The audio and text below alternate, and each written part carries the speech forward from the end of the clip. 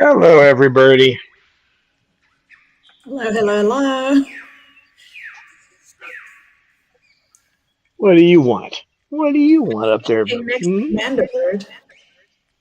You got a manderbird out here. Yeah, but who is the white birdie next to him? The Cecil. The Cecil. As long as Cecil. he doesn't have hungry. Almighty Yeah. shake. And Pippa's out here. She's doing fine. She does out like Bob. She usually does well out here. She comes running when you say Pippa. Yeah, you say Pip Pip. Pip Pip Pippa. Hi, baby. Hello, girl. So hello, everybody. I wanted to let arrived. It's Calvin Thurston who says woohoo burp time. Hi, Calvin. Bob, can you say hi, Calvin? Probably can. You would if there was a reward in it, right? Hey, Babaloo.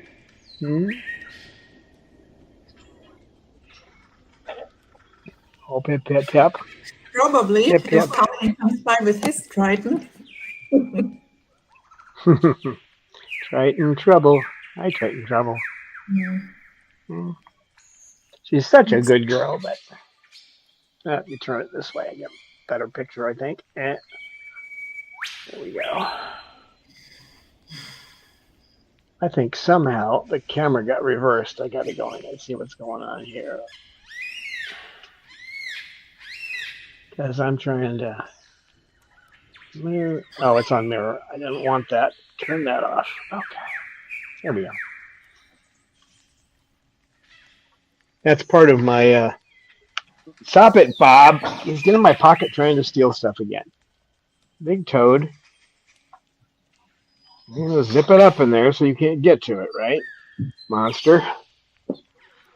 Hi, Bobo. That's part of the memory issue, SDAM. If something is reversed and I'm looking at it, I can't. My hand won't work. I'll try to focus on the bird and I won't be able to do it. Right, girl? Well, Calvin says he has a pistachio in his pocket for Bob. Would Bob consider that as a treat? He eats, yes. That's one of the things he likes is pistachios. So he gets 4 pistachios a day, so don't you, boy?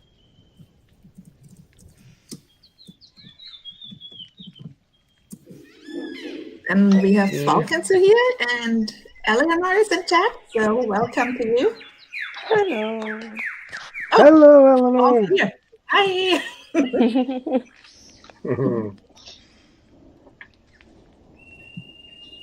Well, guys, I didn't think it was possible, but everybody told me, oh, no, and I checked. I had a little help from my AI friend and called up a vet that actually does house calls and sees birds. How's that? So. Bob no.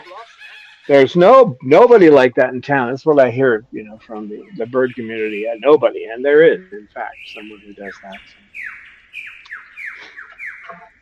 So next month we'll have a house call, and they'll see all the birds, and with any luck, we'll be able to get the medications we need. There's certain basic things I need to have around, like Baytril, Meloxicam, obviously Haldol. So.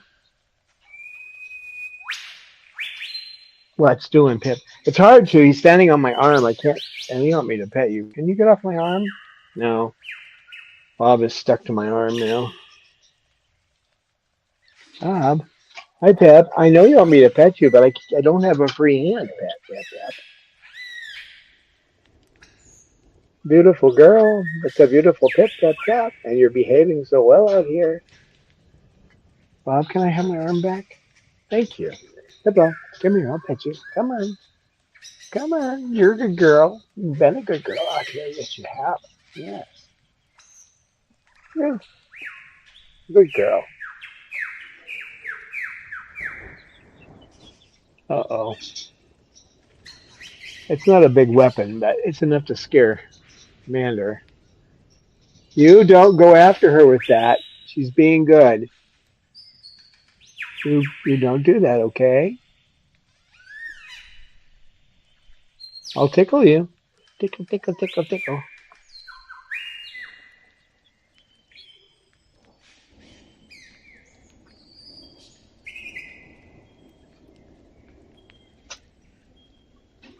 What are you doing with that big beak? Hmm? Oh, there goes my camera again. What are you doing with that big beak?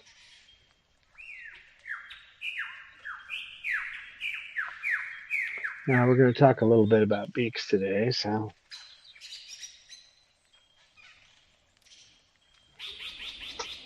here I thought I was going to have to, every time I had a problem, if it was a major issue, I was going to take me an hour and a half at my best time to get to a vet. Now we can actually have a house call. They do emergencies too. So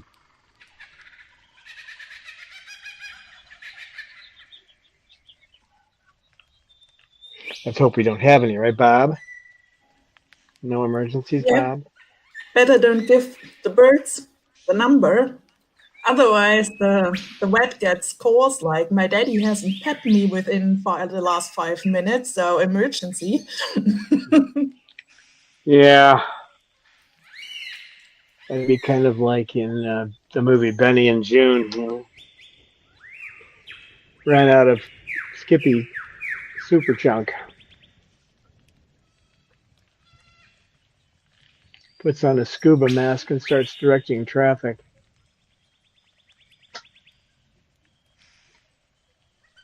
Kind of what happens when they don't get what they want, isn't it, Bob? Bob didn't get his Nutriberries. He gets two Nutriberries as a treat in the morning and two at night, and he looks for that. And you see that hopeful look on his face when he gets in the bowl. But if he went in that bowl and they weren't there, I'd hear about it, wouldn't I, Bob? Hmm?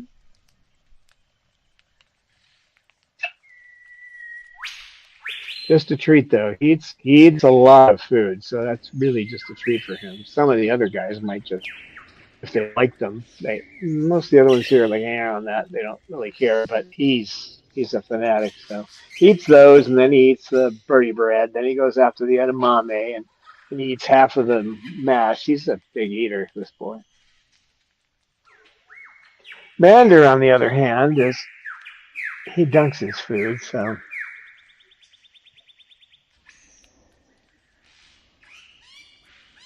although he was caught out, Amy caught him out. He was showing that he indeed knows he could use that water bottle, but he just chooses not to show that to me. I wasn't there Yes, when she was watching. Yeah. I was the secret babysitter again for Mender via the phone. And while Don was out of the room, he actually showed me 3 times within a minute that he can basically use that liquid bottle.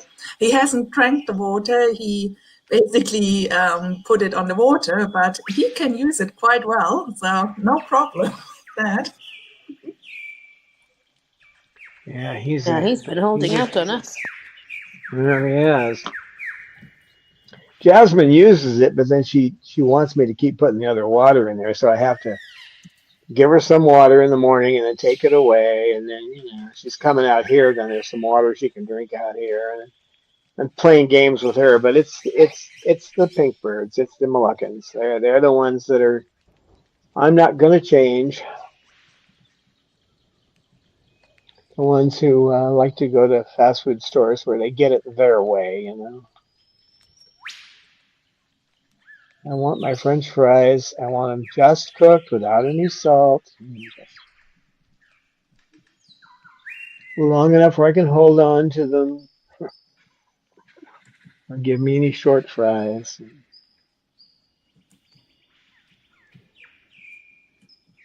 right, Bob?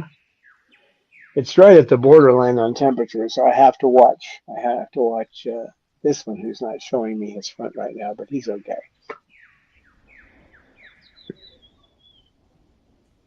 He's the first one that has a problem when it gets too hot, and it's right at the borderline right now. So, but they're all tired of being inside, so we're out. It's funny when you're in the desert. You know, these guys don't sweat. I mean, they don't sweat, but you don't think you sweat out here either because it absorbs. It comes off your skin so fast you don't know you're sweating.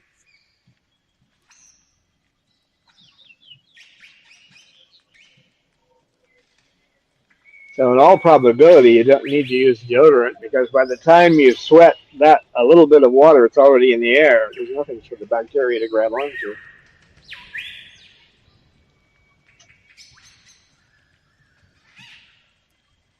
Unfortunately, we don't have a lot of flies because they will look for a source of water, and if you're sweating into the air, they will come flying around you. But we don't have that kind of thing out here. They're pretty tough. We also have weird flies because if you do have one get in the house, it's just trying to get out. It'll be banging against the window somewhere to let me out, let me out.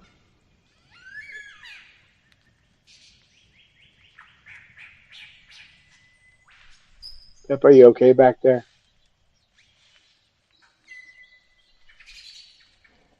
Oh, that's a spot for Mander. He sits there sometimes. He's got to be pretty comfortable to sit there, though.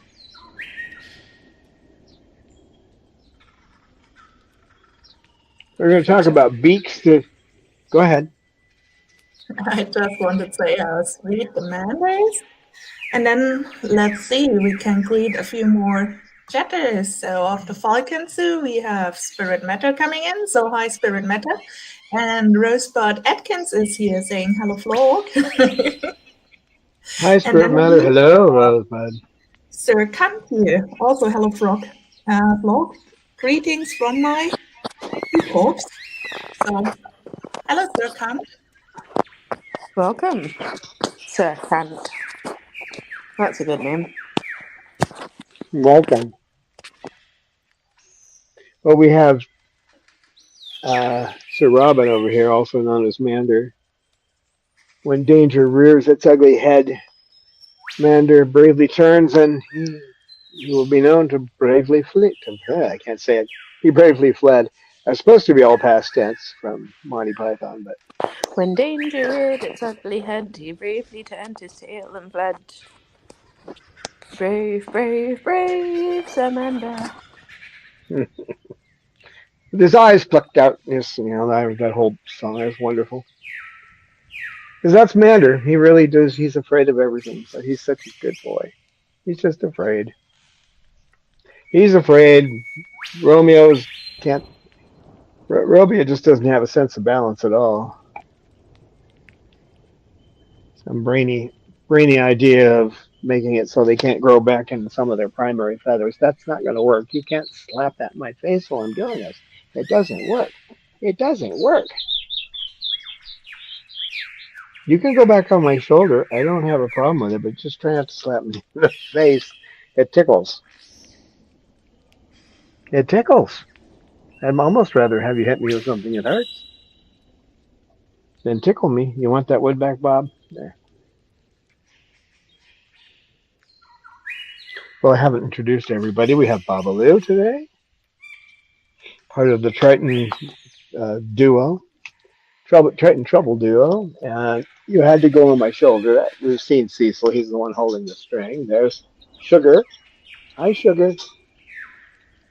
And Lucy in one of her usual spots. Manderbird. Hello, Mander. Jasmine, the athlete back there. One of the two athletes. Snowball's the other one. And Pippa, who's been a complete terror in the socialization room. Day before yesterday, she made it for 5 minutes. Yesterday, she didn't even make it for a minute. Get out of there, Bob. That's my pocket. I don't want you getting in my pocket. But out here she If you doesn't. would cause trouble like that. She was doing fine for a while, but eventually it just gets to her being in that closed room. If I had, if I were a rich man, da, da, da, da, da, I don't know that song. But anyway, if I could put panels on the walls there so it looked like we were outside, it probably wouldn't be a problem. You watch yourself down there. No, you're not going to play that game. Come here. Come here. No. Bob. Stop it. Stop it. Stop being a pest. See, he knows there's people in the phone and he's freaking. Just calm down. They won't eat you. They won't. Well, it might be okay with some like lemon pepper. What do you think? Hmm? No, you can't have what's in my pocket, and you can't take the phone away from me. Stop. Being a pest. That's Triton's for you, though. I'm glad I can. It looks like we'll be able to get out here for another week or so, and then we're going to start getting into the boiling point temperatures. So, but you can never tell about the weather.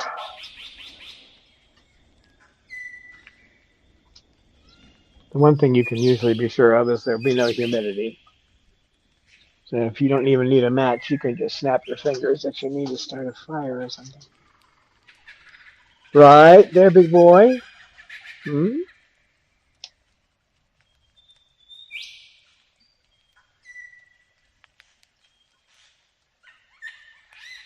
So if you could like and subscribe, if you haven't already subscribed, I'm not talking about joining the membership, that's always good, but just like and subscribe to the feed so you know when we're doing this. And by liking us, we might get a few more people to see the birds.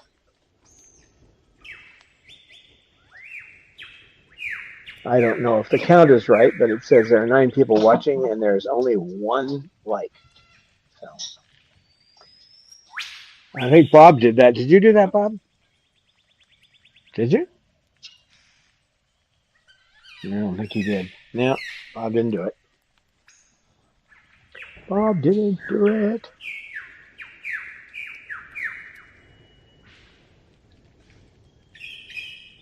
So there's more than To one be kind of honest, beak. our past liked the video.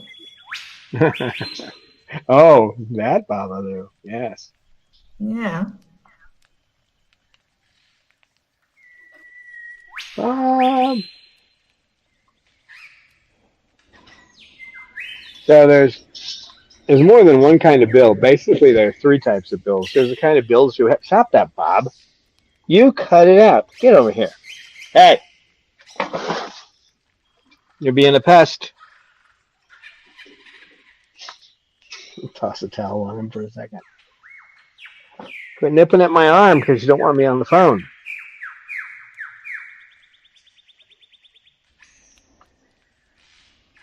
Yes, he has a problem with phones, don't you? So these are all cockatoos are hookbills. There's true parrots are the majority of true parrots are hookbills as well,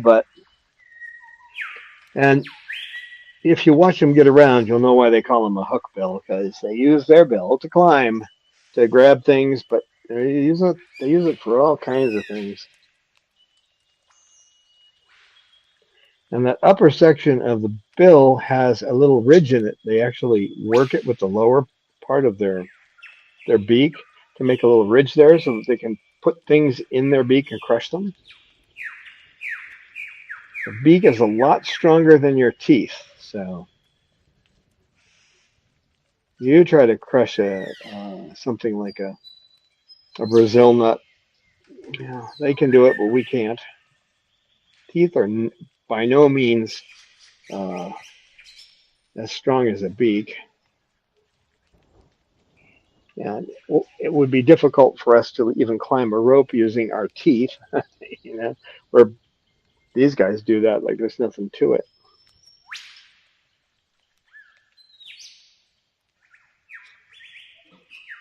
Right, Bob? Then the other kind of beak you see on something like budgers, budgies, which are made for just quickly popping open seeds, small seeds. So they're not built to for climbing, although they will use them for that. Um,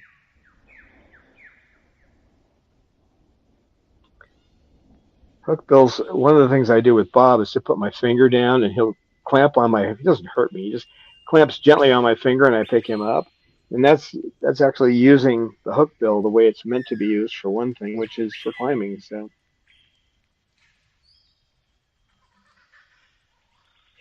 and it may look like a fingernail to you. You may not think it has any blood in it, but there is, especially in the upper beak, there's a blood flow there. You got to be careful too. If you're trying to trim that, you don't want to bust into an area and have it bleed on you. So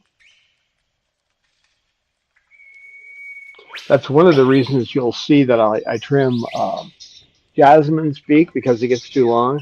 Happens to Romeo too, which is tough because his blood supply is close to the end of that beak. So you have to trim just a little bit off and then a little bit more and a little bit more. With him, it overgrows, and he has things in his cage he could fix that with, but he doesn't know it. He wasn't taught by his parents, so most of these birds weren't, so they don't know how to do any of that. Nice, Bob. He's throwing things outside the aviary now. Nice toss. Cecil, what are you doing? Oh, Cecil. That's good that Cecil is here because first we have Jamie here and Lisa Banerjee. So welcome both of you. And Lisa donated $20. So thank you so much for that. Hi, Cecil. Give you a thank you That's face. awesome. Oh, thank you so much. I think I'll Thank you, choke Lisa. now. Thank you, thank you.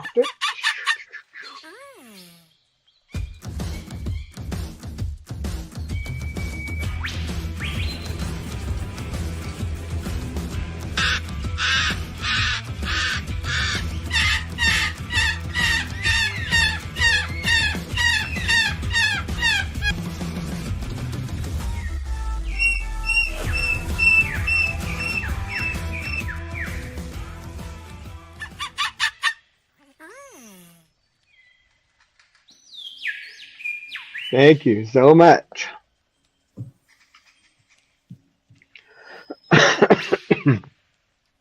Yeah, it's dry out here, so my throat is dry. You'll hear a lot of hat from me. But what are you doing up there, Cecil?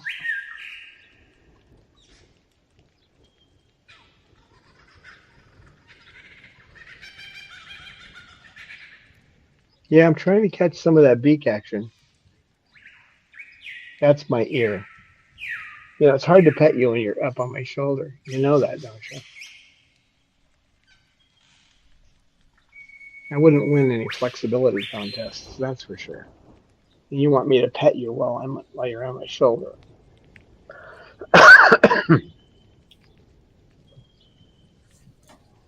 So welcome to Jocelyn Triggle, who joined us today on Facebook. Hello, Jocelyn. Hello.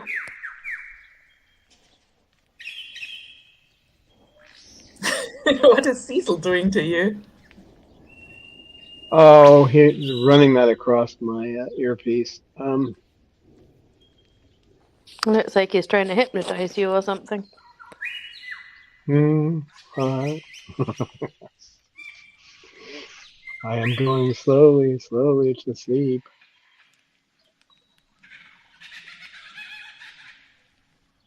You can see how agile that beak is. I mean, it's solid, boy, but they can use it for all kinds of things. He uses it. He's been rolling up that piece of uh, waxed twine there.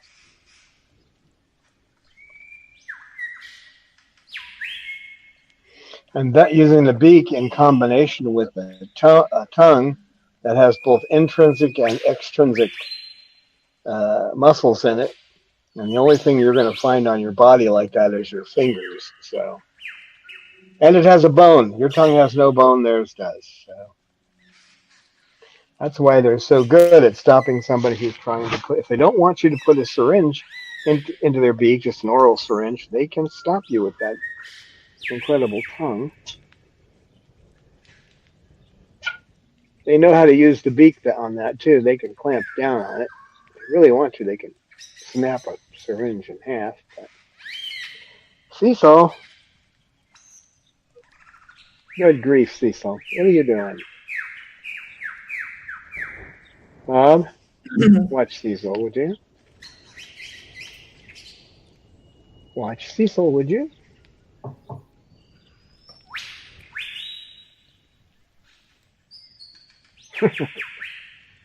Bob, what are That's so you cute how Babalu is not happy with what Cecil is doing behind your head.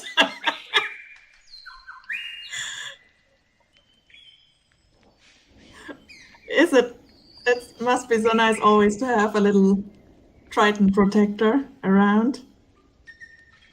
Yes, he's a bit comic relief. These two are the Abbott and Costello of the bird world right now. So,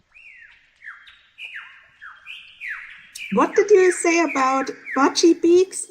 I'm not sure if they are made for climbing, but I had already budgies. They were really heavily involved into climbing. um, they're not exactly built for climbing. They do use them for that. They don't really have a hook on them, so it's more like they take a sideways grab to get a hold of something. Where with the at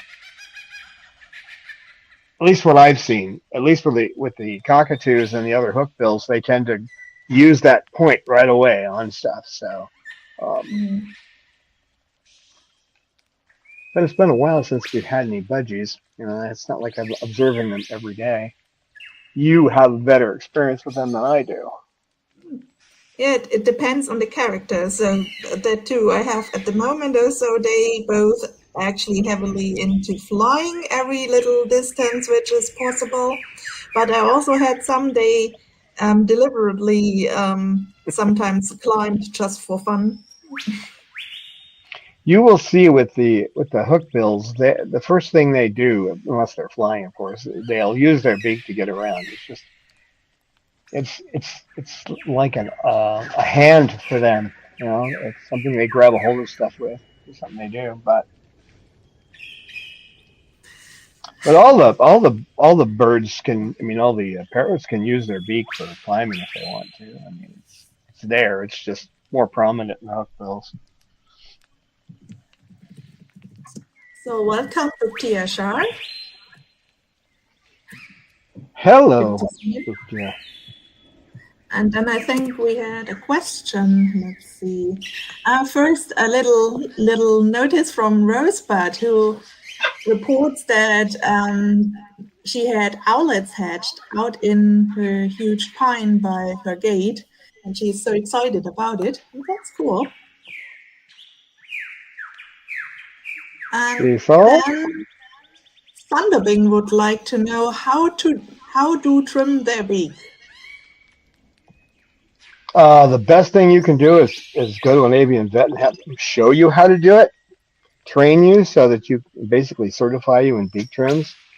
You got to be careful because there is blood supply to the beak. It's constantly growing. It's not like your fingernail or something where you can just clip the end.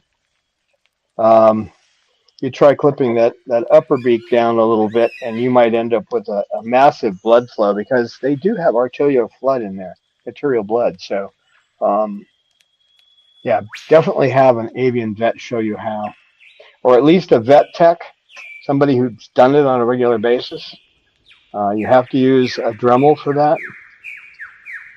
Um, I won't say have to. With Romeo, I'm more or less forced to use an emery board, but you know, emery board's safer unless you're good with a Dremel. You can overdo it. So, yeah, that's your best bet. An avian vet will tell you to use for the most part, you will use a conical tip, something that is fairly hard. I would say if you're new at it, you don't want to use diamond.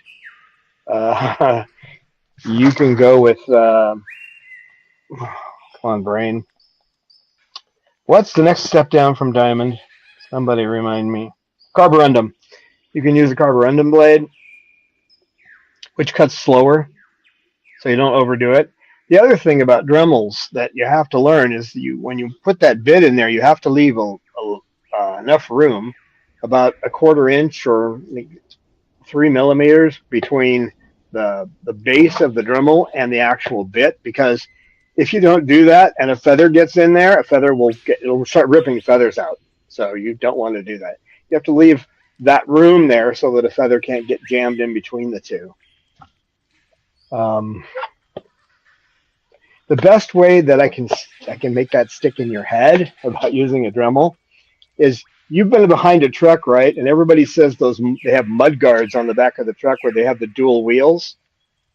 That's not the reason they're there. They're not mud guards. Those are rock guards. Because what happens is that space in between, if it picks up a rock and they're doing 70 miles an hour, and that rock gets caught between those two wheels and then comes flying out at you, it can kill the person who's in the car behind. Okay, so you're kind of close to the truck ahead of you. When it hits a rock, it doesn't have a good rock guard. They call it a mud guard, but it's really a rock guard. That rock will come flying at you, and it's happened. It has happened. That's why there are those guards on trucks. Don't let them fool you with those fake names. Oh, that's a mud guard. So if you see a truck that has bad mud guards on it, they're torn up or something, go ahead and call it in to the local authorities. Call the CHP and tell them, give them the number and tell them there's a bad guard, because it is dangerous. Terribly. It's all right. Don't scare him, Bob. Don't chase the mander. Don't do it. I know he's afraid of string. He's afraid of his own shadow. Don't do it. It's fun for you, but it's not fun for him. Mander, it's all right. He's not going to kill you with a piece of string. Mander's going back to a safe spot, and then I'll let go. Here, you can have it back.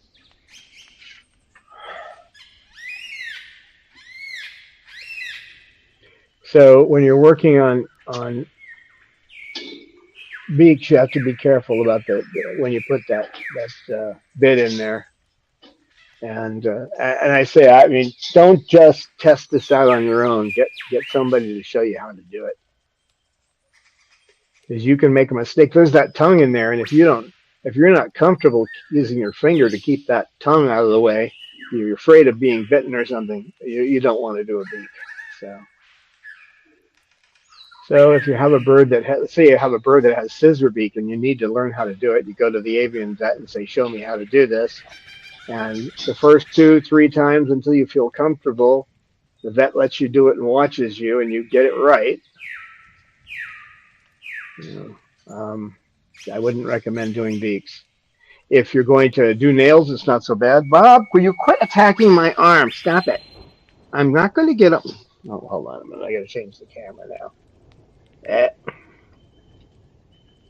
Which takes a little time, folks. Give me a sec here. They don't have a quick way to do this. There we go. All right. Bob, stop it. He gets over and he starts sniffing at me. Stop it. Just because we're doing a live stream. Stop it.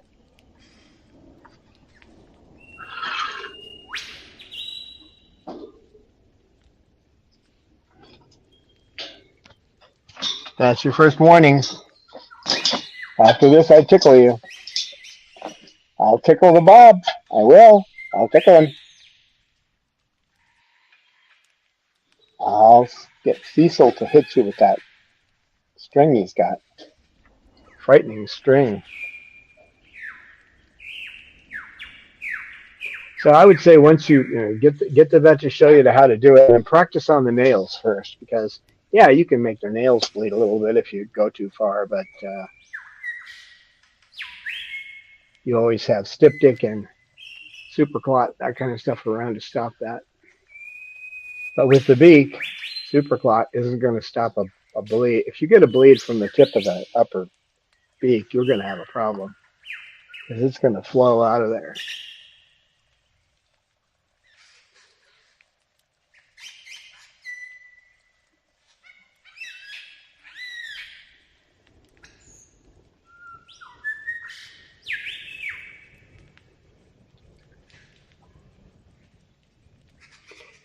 And, it grows continuously. So, they use it for eating. They use it for climbing. Ouch. Cecil. Stop that. You stop it. He's trying to get me to stop using the phone now. You cut it out. I'm going to hold on to your string.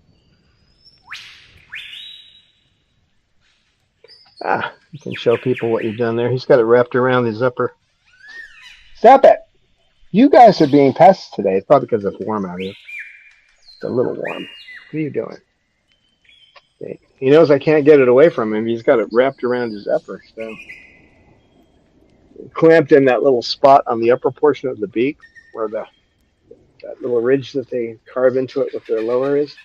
So you're not going to do that again. You almost knocked the phone out of my hand, you big silly bird. You big silly nut. I just got too close to him with the camera, so he got offended by that somehow. You're a good bird. You're a good bird. I don't know what you're good for, but you're a good bird. They use it for socializing. I mean, that's what they use to preen the other birds with, right? The beaks. So it's part of their social order. And rarely they use it for defense. I say rarely in a flock, not in captivity. They use it for defense against other animals attacking, which doesn't happen often because the way they fly away from anything that could cause a problem. But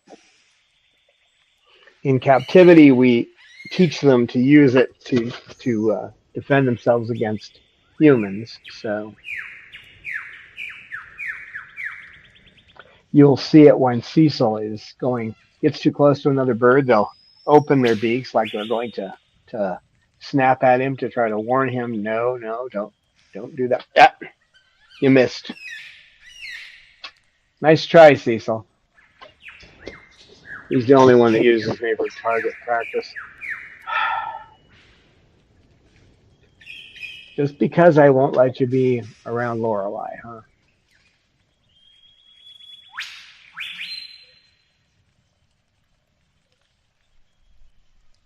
Now, there's another kind of beak we didn't talk about. The seed crushers are the budgergars, the finches, those kind of birds have that kind of beak. Lories have a strange beak. They have a brushed tip beak that they use to get the nectar out of plants because they're nectar drinkers. That's not all they eat, but it's mostly nectar.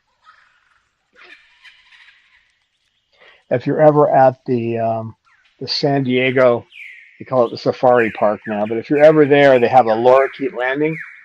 You go in there, you can buy that little yellow liquid if you want, but it's the nectar to give them. But mainly what you want to do is just go in there and watch people, because people will give them that yellow nectar and stand under a tree, and then the lorikeet will fly above them, and it's bombs away.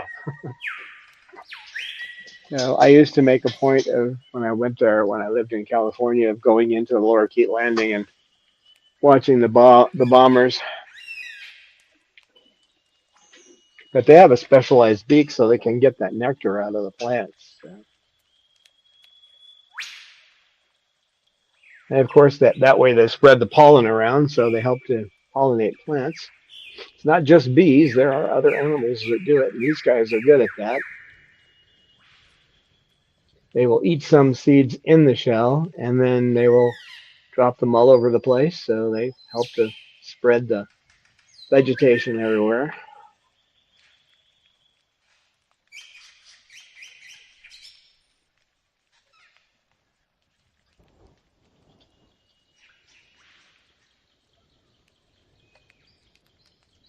So in captivity, their beaks don't get a lot of wear. That's why you'll sometimes have Yeah, see, he works his beak all the time. Never any problems with his. He's always working with something. Right now, it's something soft, but he works with coconut shells and a lot of things. He keeps his beak in shape that way. But if you get a bird that doesn't do much of it, you can have a problem. I have that with Kazi, or ones that were improperly, somebody who thought they knew what they were doing with beaks, but they didn't, which is what happened to Lucy. So her beak has to be constantly worked. Usually beaks that are misshapen, there's some problem with them. Like KK has scissor beak, and we believe that happens when people feed them, and these breeders feed them from the same side when their beaks are still soft. And then once they're like that, you can't fix it. Well, I'm sure there's a way, but it's not something that gets done. Kind of like when somebody gets their jaw broken, you could reset it, but I don't think anybody knows how to do that with a bird. And on top of that, that's highly dangerous when you have to put a bird under general anesthesia and then try to get them not to move their beak. Yeah, good luck on that. You know? Yeah, I think so too, Bob. It's quite funny. So in captivity, you get overgrowth and you get, deformities. It Kaz looked has like the the list. gander who just was basically spinning, spinning, spinning, spinning. And now he stopped. Oh, Mander. Yeah. Was so cute while you were talking in the background, constantly spinning, spinning, spinning, spinning, spinning. Yeah. And when I have already interrupted, how about greeting some more chatters? We have Sure. Kristen, CEO, and Kelly Sukokatu in chat, so welcome. And then Jocelyn Tricky came over from Facebook and is now in the YouTube chat and says there was a 5.2 earthquake in San Diego this morning. Little one, huh? I saw that. Yeah, that was, that's a fairly small earthquake for San Diego, but it's still pretty unnerving. I've been through a couple of those. It depends on how they hit you. Um, I was in one, and woke me up at 5 o'clock in the morning. The building was swaying 3 feet one way, 3 feet the other. I lived in an apartment on the second floor. The whole building was swaying. It was actually, but it's actually funny though. It was hilarious because there was one of these huge apartment complexes, like 1,000 people there, and all these people with their car alarms, and they were all going off at the same time. So I'm just lying in bed laughing and laughing and laughing. It was just hilarious because I can imagine here's an earthquake, and there's all these people leaning out their windows, pressing their little thing to stop their car alarm. Wow. Yeah, that lasted for about 2 minutes. And the other one I was in when I was in Fallbrook, there was a week after we got there.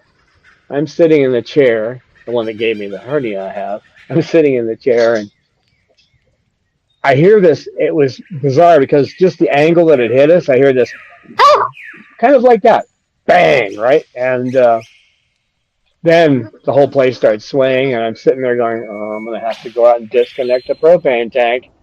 So it kept going on for about a minute. I stood up. I started heading towards the door. I had the birds out too. I was starting to head towards the door, and it slowed down.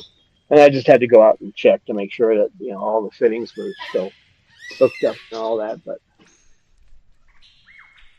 in San Diego, you're kind of used to it because you get the earthquakes that are 3.2, 4.1 all the time. Well, 5 is stronger, but I mean everything there is built to handle earthquakes.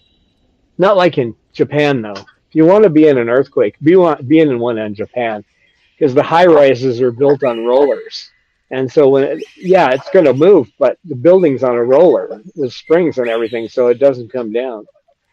They had that what was it 8 point something recently, and not one of the high rises had any damage, and that's why they have automatic disconnects, so it disconnects all the electricity, and if there's gas, it disconnects it. So. San Diego couldn't handle a 9.0, though, I can guarantee that. But they can handle 5.5, 6.0, 6.5, probably no problem. Well, at least that. The birds took it in stride. What do birds do in the wild when there's an earthquake? Fly. Yeah, they don't have to stay there and feel it. They just fly away and fly up in the air until it stops. You know. But to be honest, I'm not sure if they are really boarded. So they probably are just sitting like on a branch that is in the wind and swing a bit. So probably, I'm not sure, they might find it funny. Ones where I've seen it in California, you see the birds leap out of the trees in an earthquake. So, and actually, they kind of act funny before it hits. It's almost as if they know it's coming because the birds are all looking around, kind of funny. And if you're aware of what the birds are doing outside, if you're looking out the window and seeing them, you might be able to detect that there's an earthquake coming within a minute or so. But because they can feel some kind of rumbling before it hits. But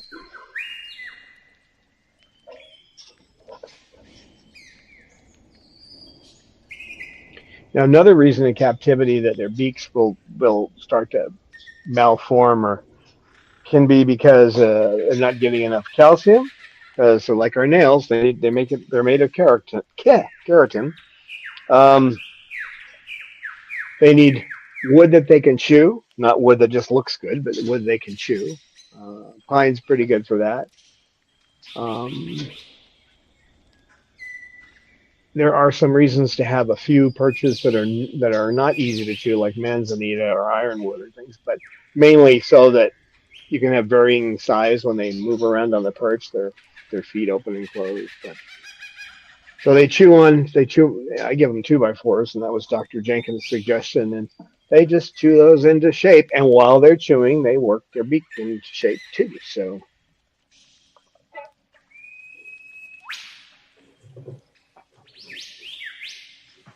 now, if there's anything funny looking on the beak, if you see something growing on it, if you see any kind of deformity, you want to take it to the vet. You can look these things up online, but see pictures and that kind of thing. It can be helpful, but you want to make the vet appointment before you do.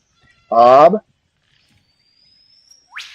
Yeah, Bob is just having fun trying to stop me from using the phone. Hi, man. Calm down. No one's after you. Don't that panicked look on your face. No one's after you. You're okay. You're okay. Yeah, that's all right. That's Pippa. She just wants to get petted too. She's not after you. She just wants to get petted. Don't you, girl? Hi, Cecil. He's petting my arm.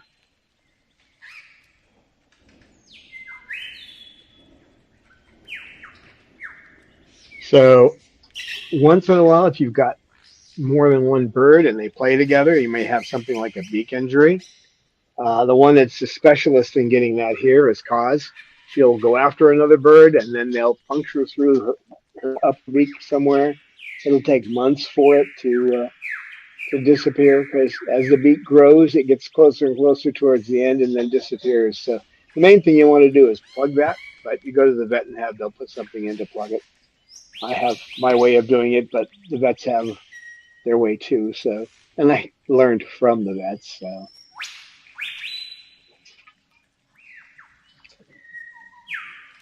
Now, if the beak starts to get weird colors or discoloration, I mean, this is a normal beak here.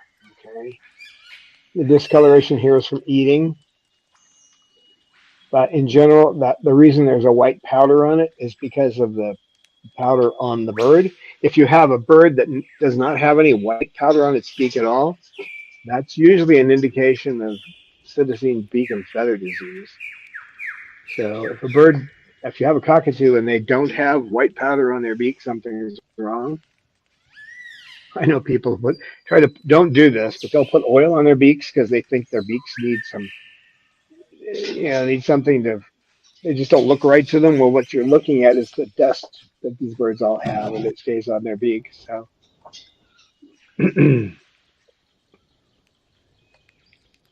the biggest thing is if you are considering a bird with scissor beak, then you're going to have to learn how to use a Dremel, and that means you've got to go to the vet and have either the vet or the vet tech show you how to do it because you're going to need to work on that thing every week. And unless you really plan to be going to the vet every week, and what if the vet's on vacation? You know, I mean, what if the vet closes their business down? That's happened to me. Um, what are you going to do then? Right? You need to know how, and it's best if you have some family or friends that are okay with if a need arises that they can help you towel the bird, and then you can do the work. I don't have to towel anybody here for that, but that's why I paid the big bucks for those classes and worked so hard to learn this stuff because I want to be able to work on them because you can't count on having the professionals there all the time, especially in the avian world with the vets now. Less and less vets coming in to work on birds and exotics. We have a question by Lisa Banerjee, who wants to know, can a parrot bruise a beak? What was that? Can a parrot what a beak? Bruise. Oh, Bruise. okay, gotcha. Oh, that's pretty tough to do. That's like bruising. That's like bruising at your toenail, like your big toenail. You can bruise the flesh underneath it, but um, it's more likely if something happens where their beak gets hammered, it's going to damage that area where it connects to their face. There's that membrane that goes between their face and the skin of their face and the beak itself. And if they were to impact, like say, flew into a window, they might damage that. Um, the beak itself is pretty darn hard, so you're not going to be able to bruise it. But if you can crack it, it's possible to crack the beak. Salamander actually cracked part of his beak on a pine nut in the shell, so I don't give them pine nuts in the shell anymore. They didn't seem to have any trouble cracking those things, but which you can't do with a pair of pliers yourself, But he actually cracked part of his lower beak on one, so I don't do that anymore. So no, you're not gonna actually bruise them, but Okay. We had a donation from Jamie about $10, and the message is sorry to hear about the earthquake.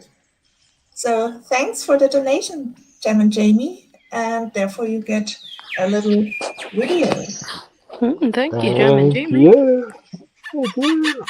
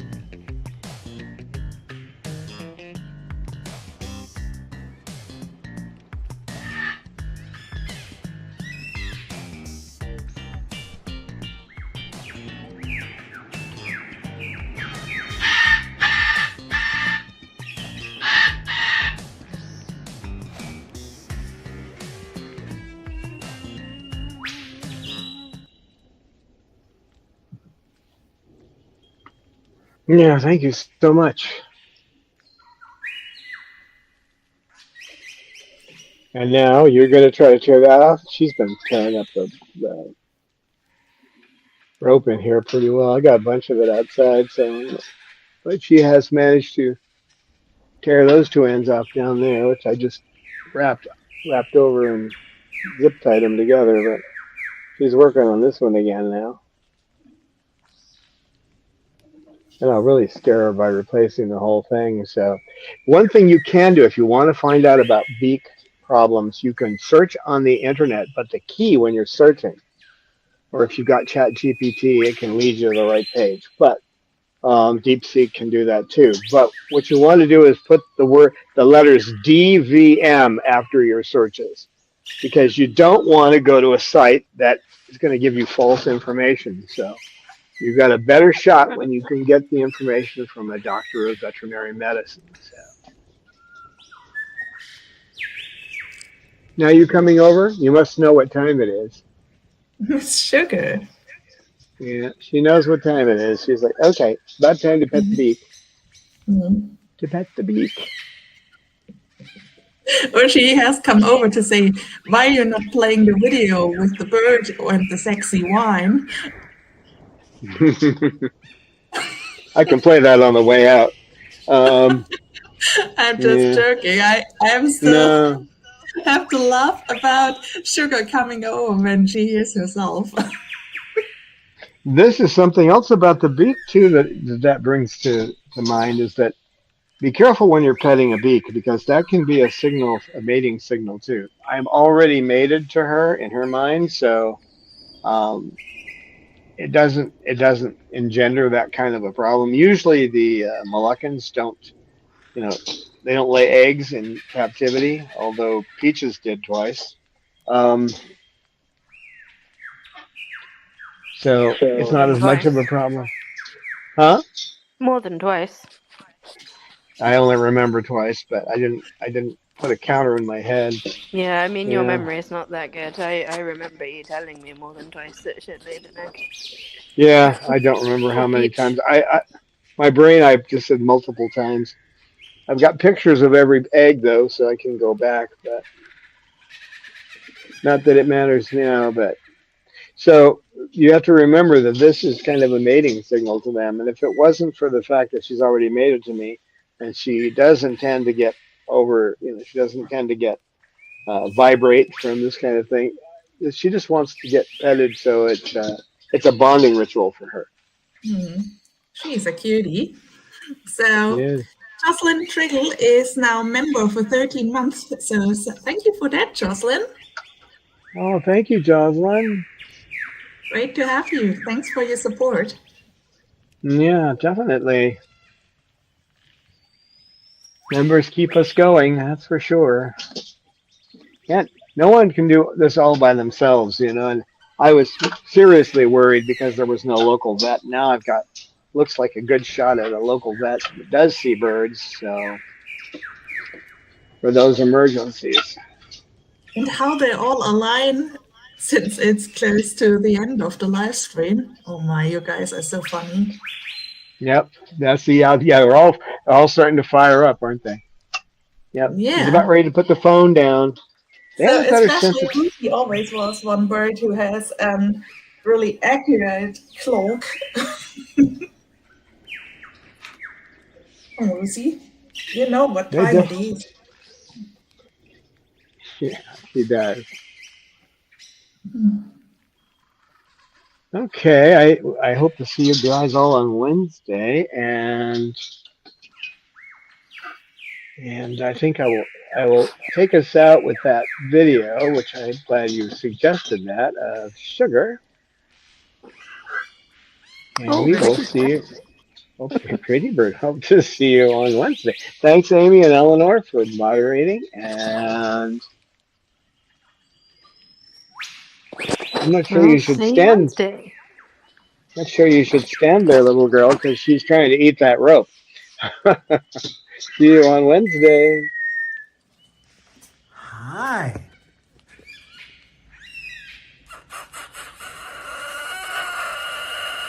Hi.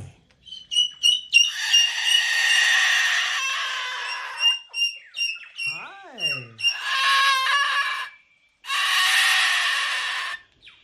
Hi.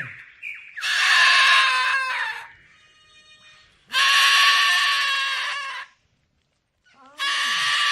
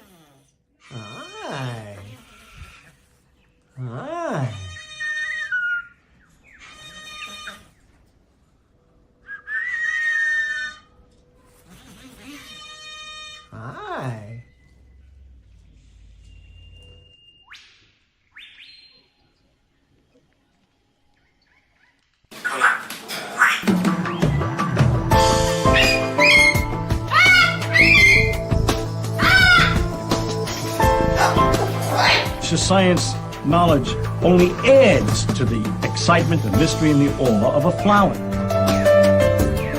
Evidence is evidence. It's public. Everybody can look at the evidence and assess it, and eventually, if there's enough evidence, come to the same conclusion.